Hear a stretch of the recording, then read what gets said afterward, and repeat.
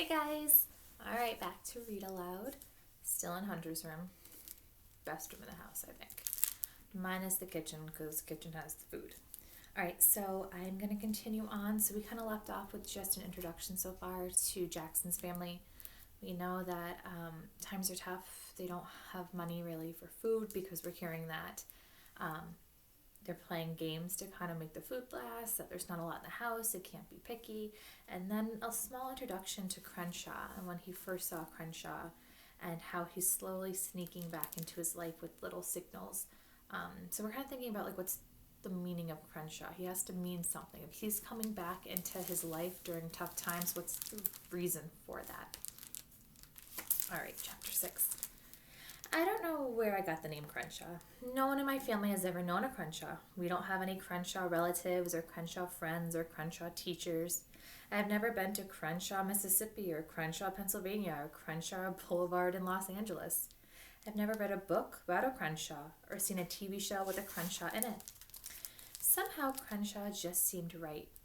Everybody in my family was named after somebody or something else. My dad was named after his grandpa. My mom was named after her aunt. My sister and I weren't even named after people. We were named after guitars. I was named after my dad's guitar. It was designed by a manufacturer called Jackson. My sister was named after the company that made my mom's guitar. My parents used to be musicians. Starving musicians is what my mom calls it. After I was born, they stopped being musicians and became normal people. Since they'd run out of instruments, my parents named our dog after a famous singer called Aretha Franklin. That was after Robin wanted to name her Fairy Princess Cutie Pie, and I wanted to call her Dog. Makes sense, doesn't it? He's very practical on facts, so he's like, dog. That's a dog, we're calling it Dog. And the sister seems to be very creative, and so Fairy Princess Cutie Pie makes sense. At least our middle names came from people and not instruments. Orson and Marybelle were my dad's uncle and my mom's great-grandma. Those folks are dead, so I don't know if they're good names or not. Dad says his uncle was a charming curmudgeon, which I think means grumpy, with some niceness thrown in. Honestly, another middle name might have been better, a brand new one that wasn't already used up. Maybe that's why I liked the name Crenshaw. It felt like a blank piece of paper before you draw on it. It was an anything is possible kind of name. I don't exactly remember how I felt about Crenshaw the day we met. It was a long time ago. I don't remember lots of stuff about what happened when I was young. I don't remember being born, or learning to walk, or wearing diapers, which is probably not something you want to remember anyway. Memory is weird. I remember getting lost at the grocery store when I was 4, but I don't remember getting found by my mom and dad who were yelling and crying at the same time. I only know that part because they told me about it. I remember when my little sister first came home, but I don't remember trying to put her in a box so we could mail her back to the hospital. My parents enjoy telling people that story. I'm not even sure why Crenshaw was a cat and not a dog or an alligator or a T-Rex with 3 heads.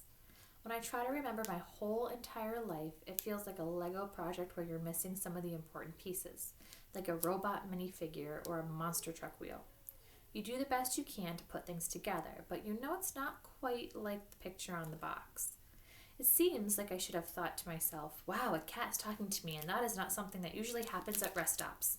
But all I remember thinking is how great it was to have a friend who liked purple jelly beans as much as I did. A couple of hours after the mysterious jelly bean appearance during Cereal Wall, my mom gave Robin and me each a grocery bag. She said they were for our keepsakes. A bunch of our things were going to be sold at a yard sale on Sunday, except for important stuff like shoes and mattresses and a few dishes. My parents are hoping to make enough money to pay some back rent and maybe the water bill too. Robin asked what it is a keepsake. My mom said it's an object you treasure. Then she said things don't really matter as long as we have each other. I asked what were her keepsakes and my dad's. She said probably their guitars would be at the top of the list and maybe books because those were always important. Robin said she would bring her Lyle book for sure. My sister's favorite book in the world is The House on East 88th Street. It's about a crocodile named Lyle who lives with a family. Lyle likes to hang out in the bathtub and walk the dog. Robin knows every word of the book by heart. Later at bedtime, my dad read the Lyle book to Robin. I stood at our bedroom door and listened to him reading. He and my mom and Robin and Aretha were all squished on their mattress. It was on the floor. The wooden parts were going to be sold. "Come join us, Jackson," my mom said. "There's lots of room." My dad is tall and so is my mom, and Robin's mattress is tiny. There wasn't any room. "I'm good," I said. Looking at my family, all there together, I felt like a relative from out of town, like I belonged to them, but not as much as they belonged to each other. Partly that was because they look so much alike, blonde and gray-eyed and cheerful. My hair and eyes are darker, and sometimes so is my mood. Emptied out, it didn't look like Robin's room anymore, except for her pink lamp and the marks on the wall that showed how much she had grown, and the red spot on the carpet where she spilled cranberry apple juice. Robin was practicing her t-ball batting, and she got a little carried away. "Swish, swash, splash, sploosh," read my dad. "Not sploosh, Daddy," Robin said. "Smush, splish, splush." "Stop being silly," he said. She poked him in the chest. "It's whoosh, whoosh, I tell you." I said that I did not think a crocodile would enjoy taking a bath. I just read a whole library book about reptiles. My dad told me to go with the flow. "Did you know that you can hold a crocodile's jaw closed with a rubber band?" I asked. My dad smiled. I wouldn't want to have been the first person who tested that out. Robin asked my mom if I had a favorite book when I was little. She didn't ask me because she was pouting about my bathtub comment. My mom said Jackson really liked A Hole is to Dig. "Remember that book, Jackson? We must have read that 1,000,000 times." "That's more like a dictionary than a made-up story," I said. "A brother is to help you," my mom said, which was a line from the book. "A brother is to bug you," said Robin, which was not a line from the book. "A sister is to drive you slowly insane," I replied. The sun was beginning to set. The sky was tiger-colored with stripes of black clouds. "I have to get my stuff ready for the yard sale," I said. "Hey, stick around, dude," said my dad. "I'll read A Hole is to Dig, assuming we can find it." "I'm way too old for that book," I said, even though it was the first thing I put in my keepsake bag. "Lyle, one more time," Robin said. "Please, please, please, please, please." "Dad," I asked, "did you buy some purple jelly beans?" "Nope." "Then where did they come from? The ones in Robin's T-ball cap. It doesn't make any sense." "Robin went to Kylie's birthday party yesterday," said my mom. "Did you get them there, sweet pie?" "No," Robin said. "Kylie hates jelly beans. And anyway, I told you, they were magic jelly beans, Jackson." "There's no such thing as magic," I said. "Music is magic," said my mom. "Love is magic," said my dad. "Rabbits in a hat are magic," said Robin. I would put Krispy Kreme donuts in a hat," said my dad. "They're pure magic." "How about the smell of a new baby?" asked my mom. "Kitties are magic," Robin yelled. "Indeed," said my dad, scratching Aretha's ear. "And don't forget doggies."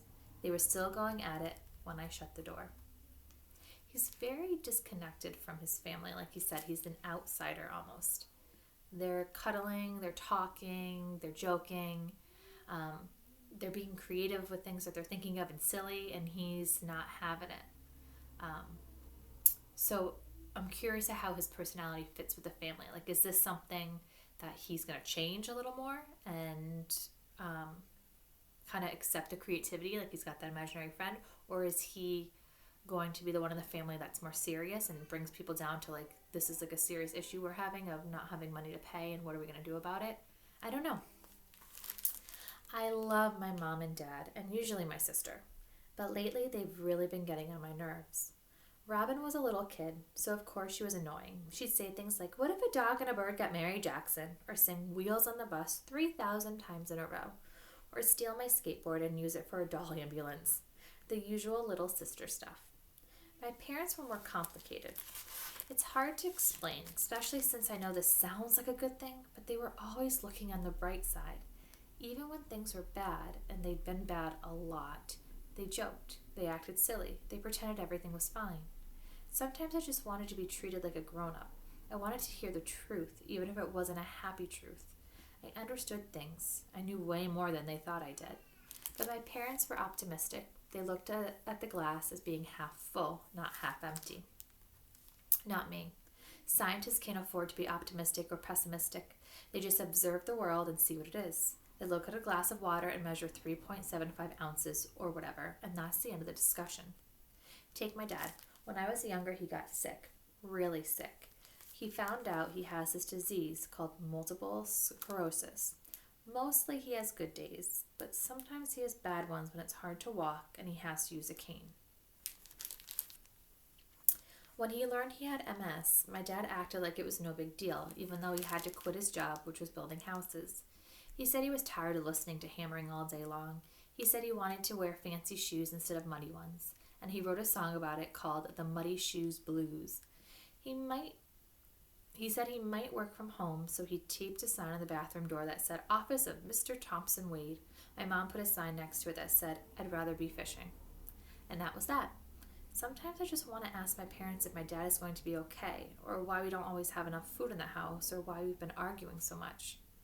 Also, why I couldn't have been an only child. But I don't ask. Not anymore. Last fall, we were at a neighborhood potluck dinner when Aretha ate a baby's disposable diaper.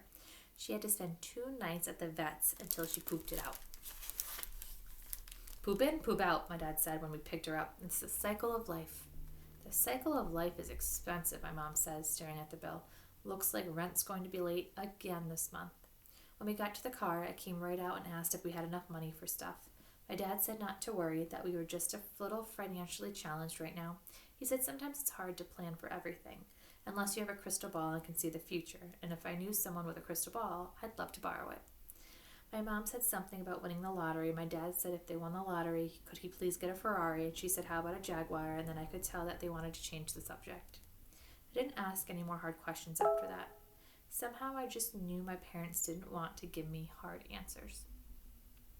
So he's frustrated with them. He wants to know the truth. He wants to be treated like an adult and not have everything be sugar-coated and kind of like skimmed over. He wants to know the true facts of their situation. And the parents are trying to treat him like a child. Don't worry about it. It's our responsibility. Just enjoy, your life. We're going to do the best we can for you. And that's where they're kind of at edge. So Jackson's feeling a little aggravated with them. I can see both perspectives in that. As a 10, 11-year-old, you kind of want to know what's going on. But I also see as a parent, you want your child to not have the stress that's on you, that they're not supposed to have that because you're the adult and you're supposed to take care of them. It's a hard situation to be in. After I got ready for bed, I lay on my mattress and thought things over. I thought about the stuff I'd put in my keepsake bag, some photos, a spelling bee trophy, a bunch of nature books, my teddy bear, a clay statue of Crenshaw that I made when I was in 2nd grade, my worn-out copy of A Hole is to Dig. I thought about Crenshaw and the surfboard. I thought about the purple jelly beans.